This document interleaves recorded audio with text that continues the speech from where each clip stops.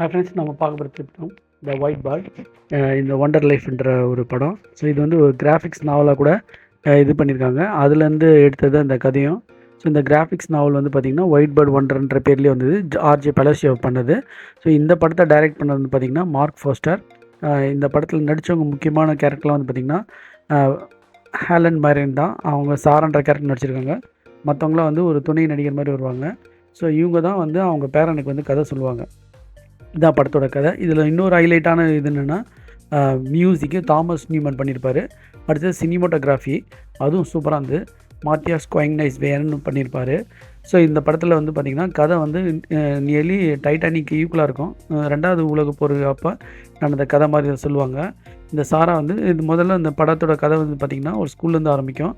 ஜூலியன்ற ஒரு பையன் வந்து பார்த்திங்கன்னா டைனிங்கில் சாப்பிட்டு இருப்பான்.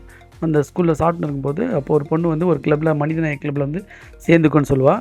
அப்போ வந்து இவன் சேரக்கூடாதுன்னு ஒருத்தன் வந்து உன்னை வந்து எங்கள் அம்மா அப்பா பார்த்துருக்க சொல்லியிருக்காங்க, அதனால் நீ அதெல்லாம் வந்து சேரக்கூடாது, நீ வந்து நான் பார்த்தேன்னு சொல்லு. எங்கள் அம்மா அப்பா வீட்டில் வந்து கேட்டாங்கன்னா நான் பார்த்தேன்னு சொல்லு. அப்படி ஒரு மிரட்டர் தோண்டிட்டு பேசிட்டு போவான். ஒரு குழப்ப நிலையில் வீட்டுக்கு வரும்போது அவங்க பாட்டி வந்து கேட்பாங்க, சாரன்றவங்க வந்து ஏன் டல்லாக இருக்குன்ட்டு அவங்களோட கதையை வந்து சொல்ல ஆரம்பிப்பாங்க.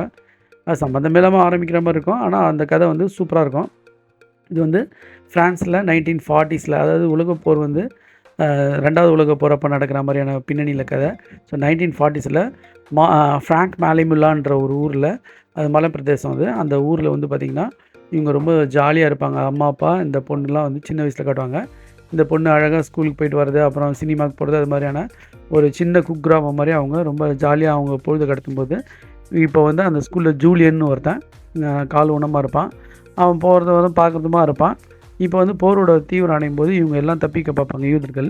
அப்போ வந்து இந்த ஜூலியன் வந்து என்ன பண்ணுவான், அந்த ஜெர்மனி போர்ப்படைக்கிட்டேருந்து காப்பாற்றுறதுக்காக இந்த பொண்ணை மட்டும் கூட்டின்னு வந்து வச்சுப்பான்.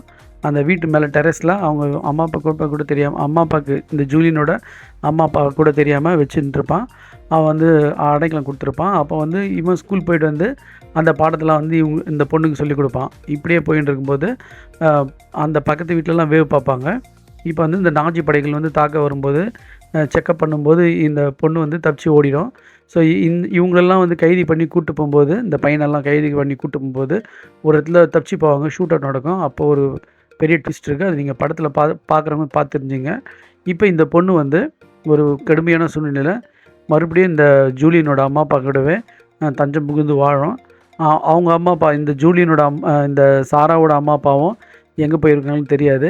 இப்போ ஒரு இடத்துல ஒரு வேனில் இவங்களை கூப்பிட்டு போகும்போது இவங்க தச்சிருவாங்க. அப்போ வந்து இந்த ஜூலியனோட அம்மா அப்பா வந்து இந்த சாரான்ற பொண்ணுக்கு அடைக்கலம் கொடுத்து அவங்க பேரண்ட்ஸ்கிட்டே ஒப்படைப்பாங்க.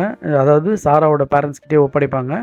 அப்போ வந்து அவங்க அம்மா உயிரோடு இருக்க மாட்டாங்க. இவங்க அப்பா கூட அது போயிட்டு அப்புறம் வேற ஒருத்தரை கல்யாணம் பண்ணிவிட்டு செட்டில் ஆகிடும். இந்த ஃப்ளாஷ்பேக் வந்து சொல்கிறது வந்து சாதாரணமாக தெரியும், ஆனால் அந்த படத்தோடு பார்க்கும்போது ரொம்ப கஷ்டமாக இருக்கும்.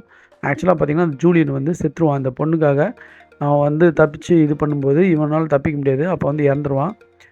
அந்த இவங்க லவ்வும் பண்ணுவாங்க.